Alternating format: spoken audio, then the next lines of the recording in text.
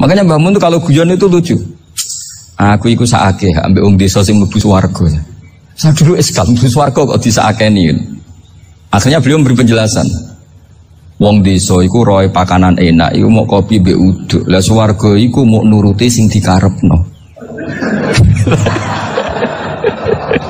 Akhirnya semua mangan, ngopi, nguduk, ngopi, ora roh pakanan liyane ku ora roh.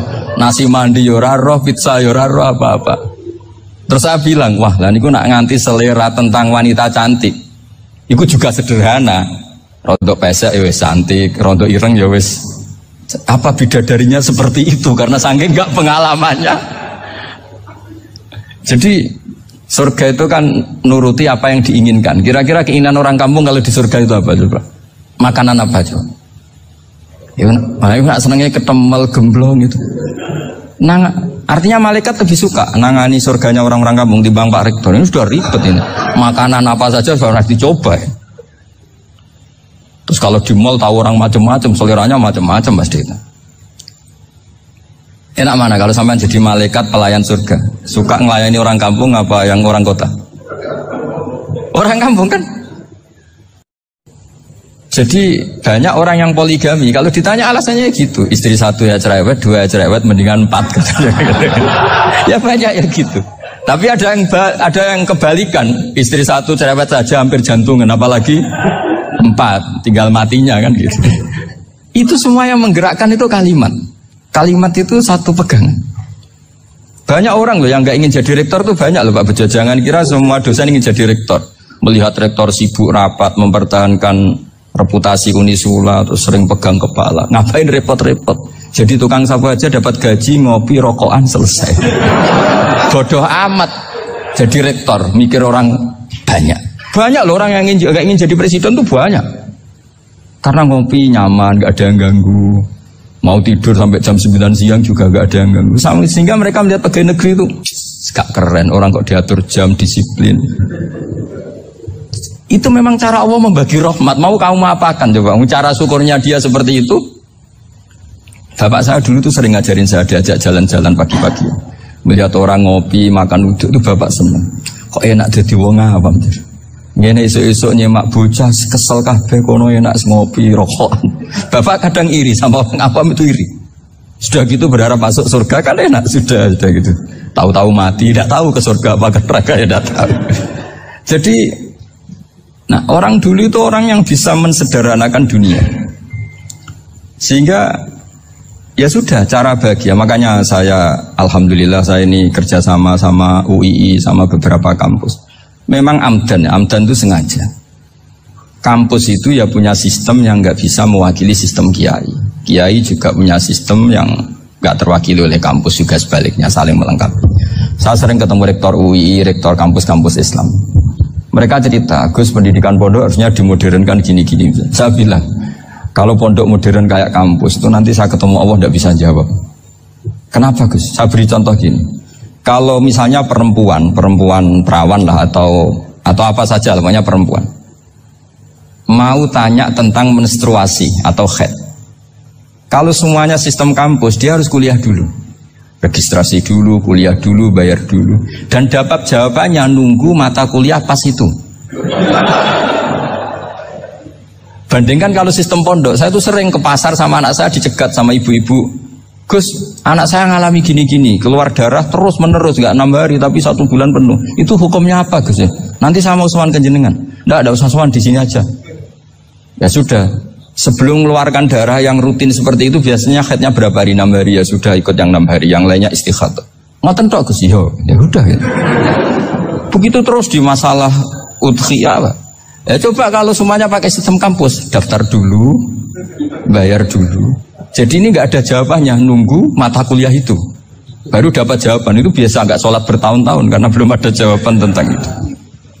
Nah itu kalau misalnya orang mati, tahunya cara apa memulasara jenazah itu nunggu kuliah dulu, pas mata pelajaran itu dulu, baru menangani orang mati. Berarti orang mati itu tergeledak semua.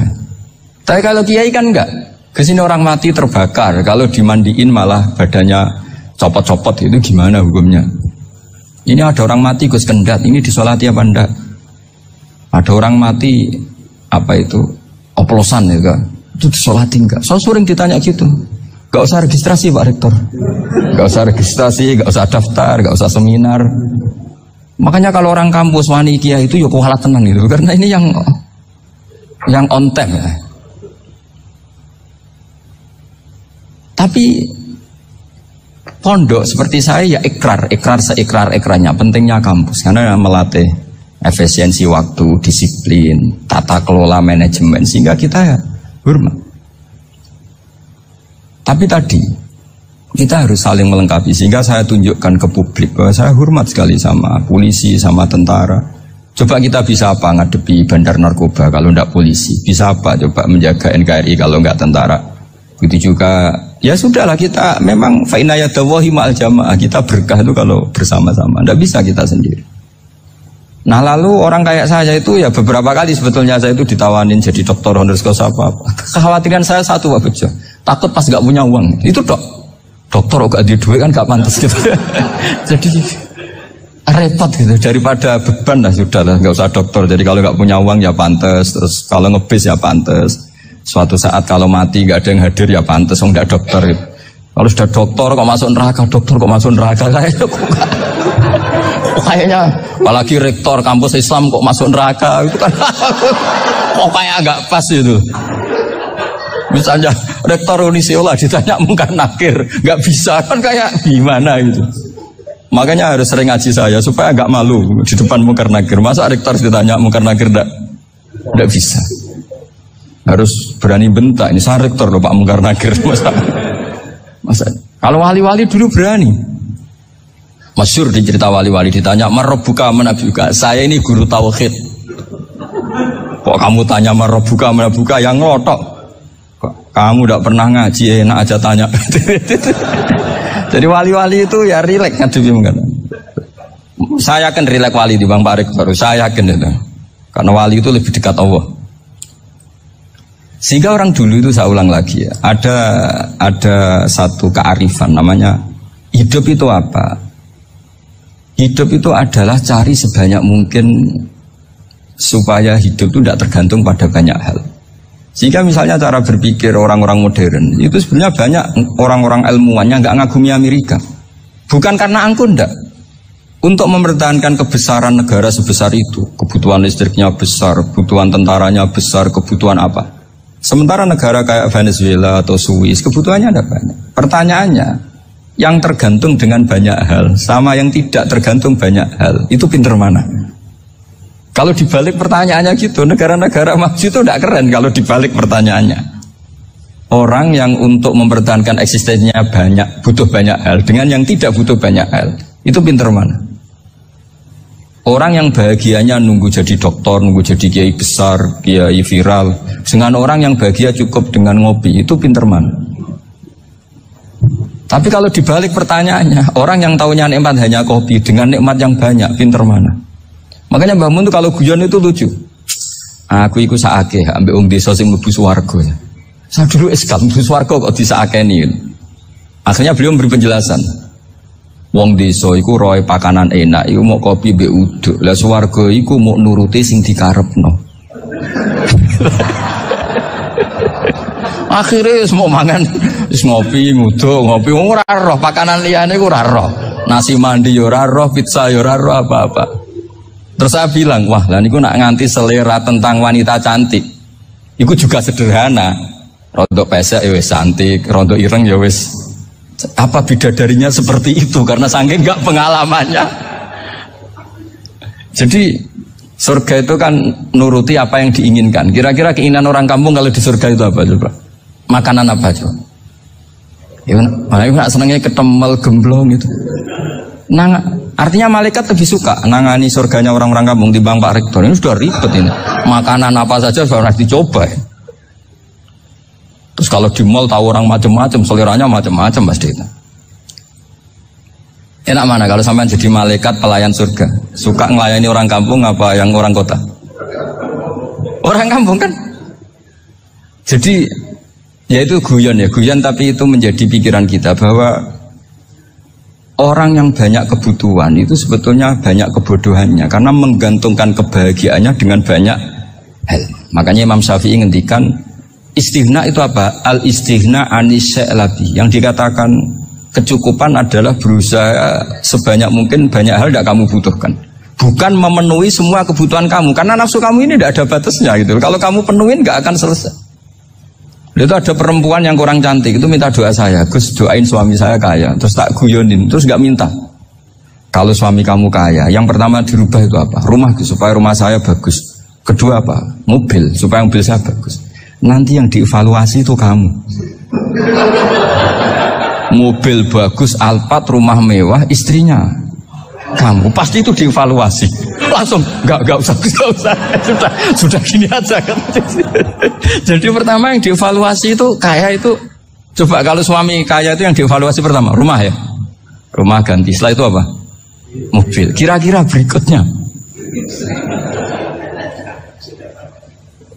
akhirnya sudah nggak jadi. Nabi Ibrahim itu pernah minta umur panjang, keren umur panjang. Sama Allah nggak dijawab. Datang orang tua gitu mertamu ke Nabi Ibrahim, terus disuguhi dikasih kurma. Apa itu? Kok kurma apa? Anggur yang sudah matang sekali, sudah dimakan. Setelah dimakan meler keluar lagi, dimakan lagi meler lagi. Terus Nabi Ibrahim masuk lagi ke kamar. Ya Allah, doanya tak cancel. Nanti kalau saya tua kayak itu. Jadi Allah itu gak jawab langsung tapi ngirimkan itu. Akhirnya ya Allah gak jadi. Nanti takut itu. Saya pernah ngalami jadi kiai tadi, ada ibu-ibu ya gak pati cantik lah. Suaminya tuh miskin sekali. Minta doa saya supaya kaya. Bareng tak kasih pertimbangan itu udah gak usah gak jadi. Jadi itu kearifan. Tapi kearifan ini harus kita tanamkan. Saya nggak bisa membayangkan Indonesia yang besar ini andai kan tidak ada qanaah, nerimo ing pantum. Coba sekarang ada Covid. Andai kan Indonesia itu kayak Perancis. Saya beberapa kali punya tamu orang yang hidup lama di Perancis, bahkan dapat istri orang Perancis. Itu dulu nggak begitu mencintai Indonesia. Tapi setelah di Perancis 2 tahun, wah Indonesia hebat. Di Perancis itu kata dia kalau cerita, semua kebutuhan masyarakat itu dibebankan ke negara. Apa saja minta negara, apa saja nyoal negara. Sementara Indonesia, coba kalau Indonesia mengalami seperti ini kok tidak ada qanaah rimo ing pantum, bisa kios Indonesia. Orang miskin nyalahkan negara, kelaparan nyalahkan negara, apa saja. Tapi barokahnya dididik kiai jogeman nyalahno wong liya. Surip pun romo ing pandum, diame. Sampai gak ngerti kalau Covid. Banyak tuh orang-orang kampung itu, orang lugu-lugu itu. Mbah niki saking Covid, salam ning Covid, muga-muga umure panjang. Dikira Covid itu nama orang yang ahli sosial itu. Mbah niki dana saking Covid. Matur nuwun sampekno salamku, muga-muga umur panjang. Bingung kan yang nganterin ini. Ini gimana yang mau menjelaskan nih? Memang nggak paham. Ribet kan. Tapi saya pastikan bahwa dengan keadaan seperti ini kita bahagia, kita stabil, itu jelas barokahnya kalimah tadi, moto tadi atau pegangan hidup tadi. Makanya disebut al-ibarat qutun li'ailatil mustami'in, bahwa redaksi atau kata-kata atau pegangan atau filosofi hidup, apalah namanya itu adalah penyemangat. Karena kata-kata ini memang luar biasa. Ketika sahabat perang demi kebenaran, zaman itu ya pasti benar karena yang dibela Nabi. Dulu itu kan enak zaman Nabi, yang dibela mesti benarnya, musuhnya mesti salahnya. Sehingga dulu itu memang harus tegas. Kalau sekarang mau tegas gimana? Yang kamu bela tidak mesti benar, musuhnya tidak mesti salah. Ribet kan kalau misalnya saya tukaran sama Pak Rektor, kamu mau bela mana kan bingung. Saya tidak mesti benar, saya ada Nabi. Pak Rektor apalagi gak mesti benar lagi kan? Ribet kan? Jadi kalau kita mau perang sekarang itu mau pede gimana? Enggak. Makanya banyak ulama sekarang tuh mau tegas tuh gak berani karena ya banyak hal yang abu-abu lah wilayahnya. Misalnya pilihan presiden, atau pilihan bupati, pilihan menteri. Kamu mati-matian bela itu, yang kamu bela ada mesti benar, musuh kamu tidak mesti salah. Misalnya pilihan bupati, wah ini kabupaten ini baik kalau bupatinya ini, yang satu bilang ini, terus tim suksesnya kamu tanya, kamu yakin? Ya tidak juga. Lah kenapa semangat? Kan saya botohnya, paling alasannya ya itu aja, bukan yang lain. Beda dengan zaman Nabi, Nabinya mesti benar, Abu Jahalnya mesti salah. Kan enak, aturan mainnya jelas. Singkat cerita, dalam perang itu banyak sahabat yang ngalami luka, ngalami apa gitu. Kemudian curhat ke Nabi, ya Nabi gara-gara derekkan jenengan, ngikuti jenengan, saya harus ngalami seperti ini, seperti ini. Ngiranya orang itu diapresiasi sama Allah keluarnya. Ternyata sama Allah gak diapresiasi. Malah diturunkan ayat, in takunu ta'lamuna fa innahum ya'lamuna kama ta'lamun wa tarjuna minallah ma'ala yarjun. Kalau kamu sakit karena perang, orang-orang kafir itu ya sakit, itu saja berani padahal demi kekafiran. Wa tarjuna minallah ma'ala yarjun, padahal kamu punya nilai lebih, yaitu berharap kepada Allah yang mereka tidak punya. Saya jadi kiai itu ya kadang mangkel. Karena yang benci ya benci, yang seneng itu ngel-ngel loh kayak Pak Bejo. Jadi semuanya ribet. Nah iya, yang benci ya ganggu, yang seneng ya ganggu, tambah nemen. Seribet. Tapi kalau sudah ingat bandar narkoba, mereka berhadapan dengan polisi, kadang ditembak karena kesalahannya terlalu fatal. Antar persaingan mereka juga bisa tembak-tembakan karena merebut pasar narkoba. Itu saja mereka berani. Kok kita yang jadi kiai kadang dicium tangannya, dihormati gak berani, hanya takut apa ya, musibah-musibah kecil lah, atau problem-problem kecil. Nah iya, kalau kita bandingannya gitu. Kalau kamu mau tahajud kedinginan, itu masih nanti dihisab Allah itu gitu. Maling ayam itu keluar malam-malam, hanya dapat ayam. Itu gak takut dingin. Ya gak takut digebuki masa. Kamu mau tahajud saja takut dingin. Makanya nanti hisabnya orang soleh itu nanti dijajarkan orang dolim. Terus diperbandingkan. Wah itu habis kamu kalau itu. Jadi misalnya Unisola mau rapat, tapi ini malam, kalau malam dingin nanti sama masuk angin. Anak-anak pang di perapatan aja berani kamu. Kalau sudah perbandingannya gitu tuh ribet kita nanti. Makanya itu kalimat itu moto atau filosofi hidup. Sehingga diulang lagi nasihat itu. Iyam saskum korhun fakodu masal koma korhum mislu. Kalau kamu kena luka, orang-orang yang nggak benar juga akan kena luka. Itu aja berani demi ketidakbenaran. Masa kamu demi kebenaran nggak berani? Akhirnya orang itu, ya itu kalimat, itu heroik. Makanya kita ini penting ya. Makanya tadi himne Unisula dimulai kalimat-kalimat thayyibah. Karena kalimat ini yang menjaga kita, kalimat ini. Misalnya tentang Tuhan. Kenapa orang Islam imannya kokoh seperti ini, termasuk yang sudah hidup di Amerika, di Australia, di mana-mana. Itu ya barokahnya ajaran atau barokahnya kalimah. Saya sebut kalimah saya pakai bahasa santri. Karena la ilaha illallah itu dalam tradisi santri disebut kalimatu haqqin alaiha nahya wa alaiha namut wa alaiha nub'ats. Ada yang riwayat wa biha nub'ats insyaallah taala minal amin. Kenapa mereka di mana-mana meskipun sekolah di Amerika, di Australia, bahkan di Uni Soviet tetap mukmin? Itu barokahnya ajaran yang benar. Allah itu siapa? Tuhan. Tuhan itu sifat dasarnya apa? Awal. Dia harus wujud awal sebelum makhluk yang lain.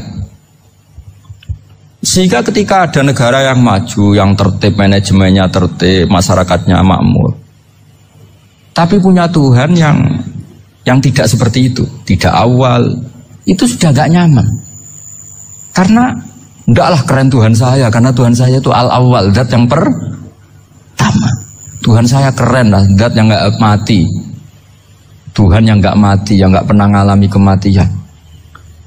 Sehingga tontonan atau yang dilihat kenikmatan-kenikmatan yang lain ini tidak mengubah dia pendirian tentang Tuhan. Karena mantapnya satu kalimat tadi, bahwa Tuhan itu ya harus satu, harus awal, harus tidak mati, tidak rusak, tidak mengalami apa-apa yang membahayakan.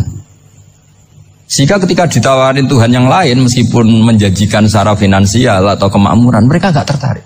Itu coba, itu barokahnya makmur apa barokahnya ajaran? Barokahnya ajaran. Sering negara Islam itu kalah makmur dengan mereka, tapi barokahnya ajaran ini tetap apa? Tetap Islam. Makanya Nabi Ibrahim, Nabi yang sukses bikin waja'alaha kalimatam baqiyatan fi aqibi. Sehingga kita ini bukti sama orang tua misalnya, itu ya karena ajaran. Suwargamu itu karek wong tuamu. Nak wong tuamu ridho, Allah ridho. Nak ora ridho, Allah ora ridho. Ridho wa fi ridhol walidain wa sakhatu wa sukhtu wa fi sakhatil. Sehingga ketika ada orang tua yang agak brengsek gitu, anak-anak tetap hormat. Punya orang tua yang miskin, yang sudah miskin, tukang tombok nomor, banyak kan di kampung gitu. Ya tetap hormat. Coba kalau dari awal kita ngajari orang tua kamu hormati, ya kalau baik, kalau tidak usah. Bisa geger Indonesia. Tapi barokahnya ajaran-ajaran itu Indonesia tertib karena ada ajaran. Nah ini di sini pesantren dan Unisula semua harus berkontribusi membuat ajaran yang benar itu adalah ciri utama Islam. Sehingga Islam ini dimulai dengan ajaran kalimatu haqqin alaiha nahya wa alaiha namut. Sehingga kita tenang seperti ini. Saya ini termasuk kiai yang tenang. Meskipun kata orang banyak saya ini kiai besar, tapi termasuk kiai yang paling tenang. Termasuk yang paling tenang. Karena saya ini pakai mazhab orang-orang hebat. Saya berkali-kali cerita, orang kayak Imam Syafi'i itu orang yang luar biasa. Saya berkali-kali cerita, orang yang tadi nyium tangan kamu ya Imam Syafi'i di belakang tuh ngerasani kamu, menghujat kamu. Jawabannya enak saja. Berarti saya alhamdulillah orang yang wibawa. Buktinya di depan saya nggak berani. Jadi enteng saja. Diceritain sebagian kampung, sebagian separuh dari warga kamu itu nggak suka kamu. Ya bagus lah nggak suka saya, nggak akan utang duit saya. Di mana-mana orang utang tuh karena teman dekat. Kalau nggak seneng pasti minimal nggak utang, nggak pinjam mobil, nggak pinjam apa. Berkah mana yang seneng sama yang gede? Jadi dianggap enteng saja. Semua yang dialamin dianggap enteng saja. Misalnya punya istri pemarah, ya bagus lah marahin suami. Kalau marahin tonggo malah ribet. Jadi kamu harus terima kasih kalau dimarahin istri. Bagus lah marahin saya mah, kalau marahin tonggo ribet. Jadi enteng saja. Tapi kita sekarang itu karena nafsu ya, sehingga menghadapi hidup ini ribet. Ulama dulu kalau mau mati itu senengnya bukan main. Sudah lama saya ini ingin gak maksiat. Kayaknya gak maksiat paling efektif itu mati. Ya tidak apa-apa Gusti, kalau sebaiknya mati ya mati aja. Enteng saja. Jadi melihat kematian itu akhir dari segala keburukan atau potensi keburukan. Apapun baik kita sekarang, suatu saat mungkin kita gak baik. Yang bisa menghentikan ketidakbaikan atau potensi ketidakbaikan itu apa coba? Mati kan? Berarti mati itu mengerikan apa menyenangkan? Mesti kamu tidak berani menjawab. Meskipun secara ilmu kamu berani, tapi secara rasa agak berani kan? Saya ulang lagi ya. Yang bisa menghentikan keburukan atau potensi keburukan itu apa coba? Apa? Kematian. Berarti kematian itu menyenangkan atau menyusahkan? Apapun kamu tidak berani jawab karena kamu agak-agak duniawi itu kelihatannya. Tapi secara ilmu, kamu tahu kan kalau mati itu tidak buruk-buruk banget. Karena apa? Itu akhir dari segala keburukan. Sehingga Nabi ngajarkan kalimat itu begitu luar biasa. Allahumma ahyini makanatil hayatu khairan li wa tawaffani makanatil wafatu khairan li. Nabi melihat dunia itu begitu indah. Ya Allah, kalau saya ini hidup, anggap saja hidup ini ziyadatan li fi kulli khairin, menjadi modal saya menambah segala kebaikan. Jika suatu saat saya mati, anggap mawon rohatan li min kulli syarrin, itu akhir dari segala keburukan saya. Sehingga mati hidup ya baik karena di situ kita bisa berkontribusi beramal soleh. Mati juga baik karena mengakhiri segala keburukan. Nabi nate ngendikan lagi, ajaban li amril mu'mini inna amrahu kullahu khair. Orang mukmin itu mengagumkan, semuanya baik. In asobathu na'ma syakara fakana khairan lah. Kalau baru dapat nikmat, dia syukur, maka itu baik. Wa in asobatu dorro sobaro. Kalau dapat masalah mereka sabar, itu juga baik. Jika orang mukmin dua sisinya pasti baik. Itu juga kalimat, maksudnya moto atau pegangan hidup. Nah berikut ini saya beri contoh, ini kenangan saya, ini contoh terakhir. Masalah jadi orang terkenal maupun tidak. Di sini dicontohkan Imam Ghazali di halaman 367 di kitab saya 367, juznya 3 di kitab Ihya Ulumuddin. Di sini beliau cerita betapa untuk menjaga ikhlas sebaiknya orang itu tidak terkenal, tidak syuhrah, tidak terkenal. Oke, itu kita sepakat ya, karena kalau terkenal mungkin orang dipaksa publik dengan tanda kutip untuk selalu berbuat baik, tapi karena jaim lah, jaga image atau apa. Tapi ketika dibalik pertanyaannya, kamu rela yang terkenal itu orang nggak benar, sementara yang orang benar itu nggak terkenal. Lalu masyarakat taunya yang tidak benar. Kalau pertanyaannya dibalik gitu, orang baik wajib terkenal enggak? Kalau pertanyaannya dibalik seperti itu, dokter yang benar tidak terkenal, yang malpraktek terkenal. Kamu ingin kondisi seperti itu? Gak ingin kan? Kampus yang bagus gak terkenal, kampus yang bagus gak terkenal, yang gak bagus. Nah, artinya apa? Gara-gara olah kata, olah pikiran, ini logika jadi rubah. Lagi-lagi apa? Jawaban itu ada di kata-kata sebetulnya. Makanya bab-bab seperti ini tidak usahlah kita berdebat, berpolemik. Sebaiknya orang itu humul, menutup diri. Apa sebaiknya orang terkenal, itu nggak perlu seperti itu. Sudah terserah Tuhan saja. Makanya saya mulai dulu ngaji sampai sekarang itu ya tidak punya punya ikon tertentu atau punya website tertentu, enggak. Sudah terserah pangeran. Sudah saya juga tidak sok suci materialistik atau enggak, ya tidak mikir saya. Bukan apa-apa ya, karena saya ini kiai, jadi biasa urusannya sama Allah, tidak sama makhluk. Jadi pusing kalau sama sarah-sarahnya makhluk itu pusing. Meskipun rektor kalau nasihati saya pasti tidak saya terima, itu tetap makhluk, itu sudah ada ngefek kalau saya itu sudah ada itu. Bukan karena saya sombong, ya memang makhluk betul gitu, bukan cuma nasibnya bejo aja, tapi makhluk tetap makhluk.